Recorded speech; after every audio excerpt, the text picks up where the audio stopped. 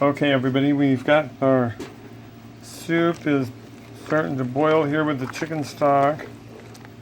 Ooh, smell-o-vision, yumminess. We got our peas in there.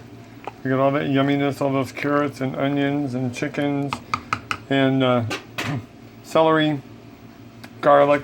We have rosemary, we have thyme, a little bit of black pepper, salt. We have sage, because I always like that the three together.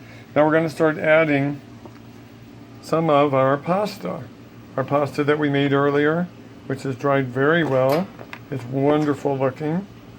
We're going to start putting some of that in there.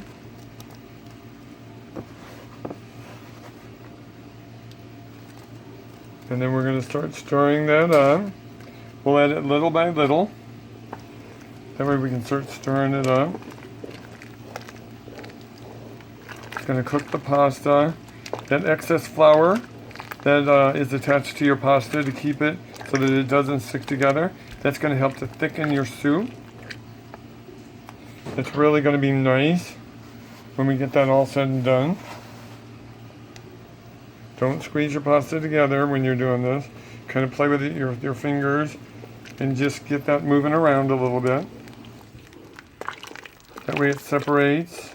That's going to make that pasta swell up somewhat as it cooks also. So you want to roll your pasta down thin enough so that you don't have too thick. Otherwise you just have dumplings. And I mean, that's a whole other soup we could do some other time maybe. But today we're doing chicken noodle. Everybody loves some chicken noodle, 'cause it's special just like me. So chicken noodle it will be. So it's special every day. It'll make you feel better in this time of COVID. So, yeah, that's what made me think, I was starting to think about things that I wanted, things that would make me feel better while we're going through all of this. See how that's thickening up already? Look at that already starting to thicken. It's really coming together. I was trying to think what would make me feel better, and I thought, chicken noodle soup. That's what I want. I want chicken noodle soup.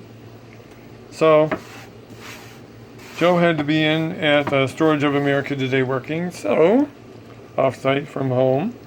So I thought, well, my perfect opportunity to make some soup for everybody's. Not everybody, but at least for us. I'm sure I'm going to be getting phone calls and things, and people are going to say, hey, Ed, can I get some of that soup? And, of course, being the kind of people that we are, we always would give soup to anybody. We would share anything we have, because it's just the kind of people that we are.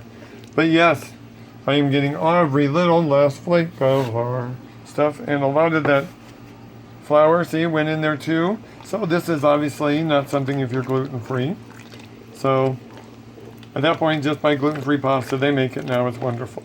Anyway, so we've got this coming together. You can see how wonderful that is. And then after it cooks for a while, then we'll shoot it. And I'll have a picture of how wonderful it turns out and how thick and wonderful it really is.